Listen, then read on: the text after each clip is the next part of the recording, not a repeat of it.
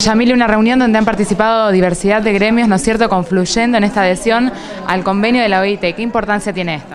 La verdad que para nosotras es fundamental, hoy la lucha que comenzaron las mujeres hace ya mucho tiempo atrás, empezamos con el Ni Una Menos en una construcción conjunta, bregando por detener la violencia de género y los avances de la violencia, y hoy nos encontramos con que estos temas los podemos abordar no solo conjuntamente, sino empezar a darles un rango constitucional, a partir de este convenio 190 de la OIT, donde se trata específicamente la violencia dentro del ámbito laboral, la violencia y el acoso, en todas las formas de violencia y en todos los tipos de acoso. Y es una normativa que necesitamos que forme parte de nuestro rango constitucional, porque abordaría absolutamente todos los trabajadores del país, sean hombres o mujeres, y sean del sector público o privado. Y fundamentalmente hay una gran incorporación que hace esta normativa, que justamente tiene que ver con que hoy por hoy todavía no hay una regulación única, y además el convenio 190 de la OIT implica de que la violencia y el acoso laboral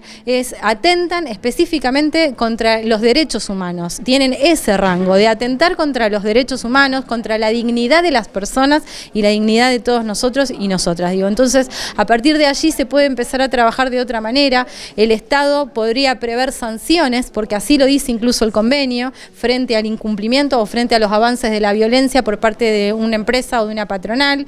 Y la verdad es que las personas que trabajan y son empleadas en distintas reparticiones o en distintas organizaciones necesitan de un Estado presente, y para eso nosotros los sindicatos estamos pidiendo esta adhesión y esta ratificación a este convenio, porque lógicamente en este momento, en este contexto y en cualquier otro, donde un trabajador está siempre alambrando con que si pierde o no pierde el trabajo, con que si cobra o no cobra a fin de mes, imagínate que si además tiene que manifestar o denunciar una situación de violencia, no puede estar solo o sola. Entonces los sindicatos tenemos que estar presentes, tenemos que demostrar que esto es un hecho muy importante y necesitamos un Estado presente, un Estado que se comprometa, y ya desde hace tiempo se venía trabajando por el trabajo decente, se venía apostando a la dignidad del trato dentro de los ámbitos laborales, a crear ámbitos saludables. Entonces entendemos que esto es el paso siguiente, dejar de tener legislaciones individuales y aisladas, como tenemos hoy en día, que cada una hace lo que puede. Algunas tenemos ordenanzas, otros contamos con una ley provincial, otros no contamos con normativas según el sector que representemos.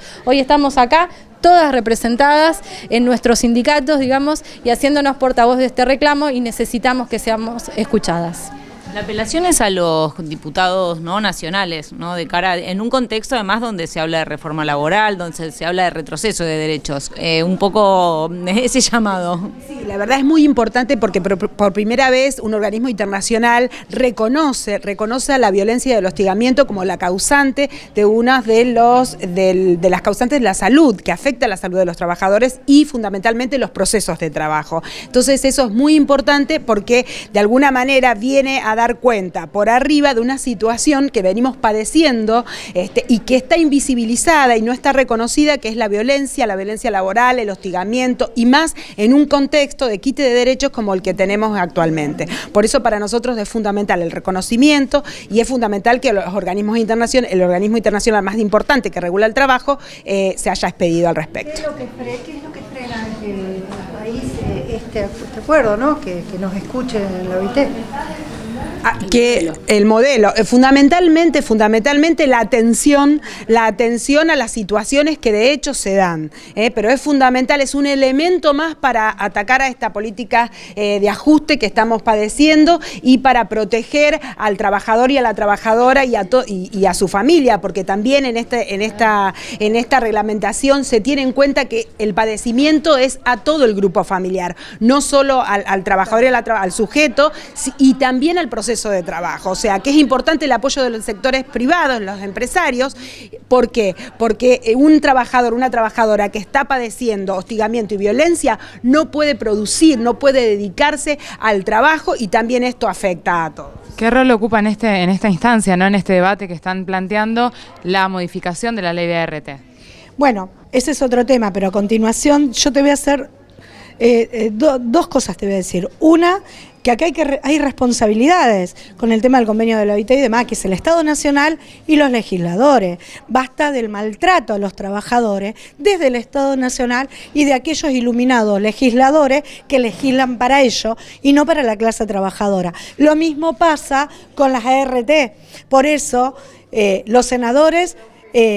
legisladores, senadores, se jodieron en los trabajadores con este maltrato a los trabajadores, porque eso también es maltrato laboral, joderse en los derechos de los trabajadores. Por eso, seguramente, este movimiento de mujeres, como todas las organizaciones sindicales, el día que en diputados de nuestra provincia se discuta esta legislación o de aprobación o de lo que fuera de las ART, vamos a estar presentes dando nuestra lucha y diciendo basta del ataque permanente a la clase de trabajadores, que son los que necesitan obtener y volver a construir la dignidad que nos merecemos y se merecen todos los trabajadores y trabajadoras de nuestro país. ¿Cuáles son los principales puntos de esta ley de RT que se mencionan, que ustedes cuestionan y que justamente consideran, como recién decían, que ataca a la clase trabajadora? En general, toda la ley de RT va en contra de los derechos de los trabajadores.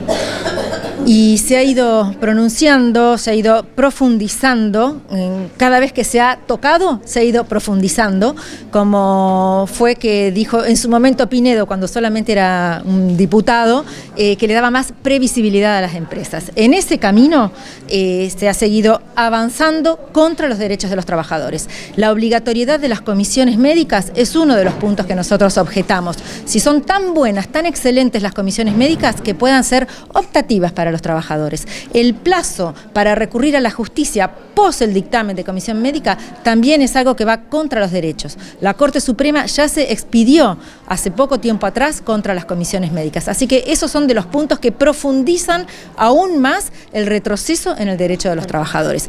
Si uno se pone a pensar, no es casual, volviendo a la votación que hubo en Ginebra por el convenio 190, que hayan sido los empleadores los que se abstuvieron. Todos los empleadores de América Latina, incluidos los argentinos, se abstuvieron de votar a favor de este convenio. Y eso está en relación directa a todas estas leyes de flexibilización y que van en contra de los derechos de los trabajadores.